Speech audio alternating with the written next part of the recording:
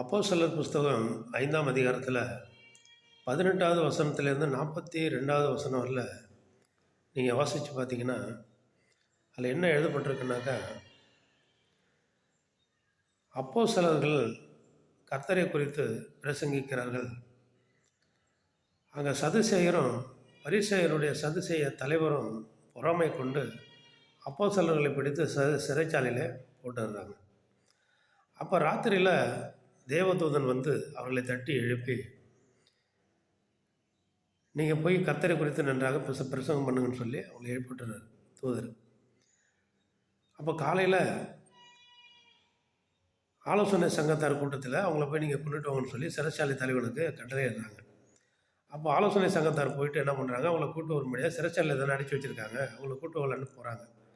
ஆனால் வெளியில் காவல் காத்துக்கொண்டு அவர் நிற்கிறாரு. உள்ளே பூட்டப்பட்டிருக்கு, எல்லாமும் கரெக்டாக இருக்குது. ஆனாலும் உள்ளே அவங்க யாருமே இல்லை. ஏன்னா தூதர் அவங்கள வெளியே கொண்டு போயிட்டார். போய் அங்கே தேவாலயத்தில் பிரசங்கம் பண்ணிகிட்டு இருக்கிறாங்க. இது எப்படி ஆகுமோ அப்படின்னு சொல்லி பயங்கரமான ஆச்சரியம் அவங்களுக்கு. அவங்க போயிட்டு என்ன பண்ணுவாங்க, எல்லாம் ஜனங்கள் கல்லெறிவாங்கன்னு சொல்லிட்டு அவங்கள வலுக்கட்டாயம் பண்ணாமல் அவங்கள அழைக்கிறாங்கன்னு சொல்லி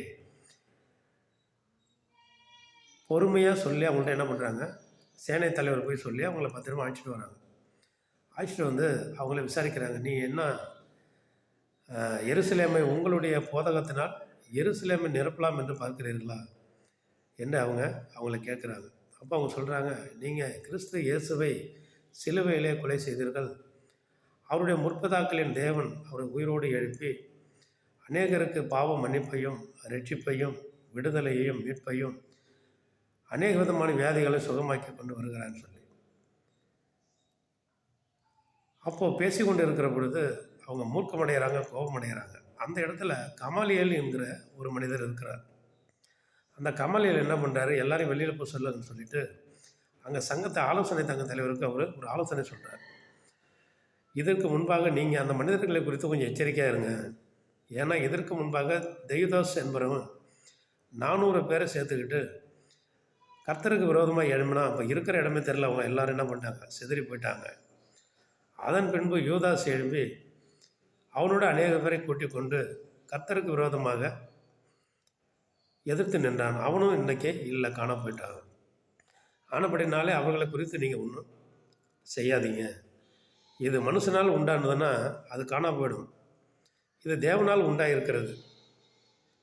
தேவனால் உண்டானதை ஒருவனும் ஒன்றும் செய்ய முடியாது. நீங்கள் தேவனோடு போய் சேர்க்கிற வேலையை விட்டுடுங்க அப்படின்னு கமாலியல் சொல்கிறார்.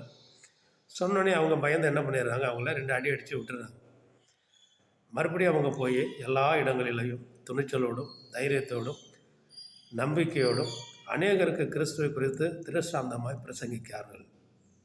பிரசங்கித்து கொண்டு வந்தார்கள். வீடுகள் தோறும் பட்டணங்கள் தோறும் ஆலயங்கள் தோறும் பிரசங்கித்தார்கள் என்று எழுதப்பட்டிருக்கிறது. அப்போ இயேசு கிறிஸ்து நாமம் இன்றைக்கும் உயிரோடு இருக்கிறது. நம்ம தெளிவோடும் துணிச்சலோடும் தைரியத்தோடும் நாம் ஒன்று கூடி ஒருமனப்பட்டு தேவ ஜனங்களாக தனிப்பட்ட மனிதனாக அல்லாமல் ஒன்று கூடி ஒரு கூட்டமாக 5 பேரோ 10 பேரோ விடுதலைக்காக, மீட்புக்காக, ஜனங்களுடைய சந்தோஷ நிம்மதிக்காக, சமாதானத்திற்காக, அவர்களிடத்தில் இருக்கிற அநேக பிரச்சனைகளை தீர்க்க நாமும் கர்த்தருடைய நாமத்தை சொல்லி அவர்களுக்கு மீட்பை விடுதலையை உண்டாக்குவோம். நம்ம யாரையும் மதம் மாற்றுவது இல்லை, மதம் மாற்றுவது யாரையும் நம்ம மதம் மாற்றுறது கிடையாது. அவர் ஒரு மதத்தின் தலைவரும் இயேசு கிறிஸ்து கிடையாது. இயேசு கிறிஸ்துவோடைய நாமத்தை சொன்னால் அங்கே நன்மை நடக்குது. இதை தான் நம்ம செய்கிறோம். யாரையும் மதம் மாற்றுவது தேச சட்டம் என்ன சொல்லுதுன்னா அது குற்றம். நம்ம அதை செய்கிறதே கிடையாது. மனம் மாறுதல், ஒரு குற்றமுள்ள மனுஷனாக இருக்கிறவன் நல்ல மனுஷனாக மாற்றுவது தான் நம்மளுடைய வேலை. அதை தான் செய்கிறோம். ஆமென், அல்லேலூயா.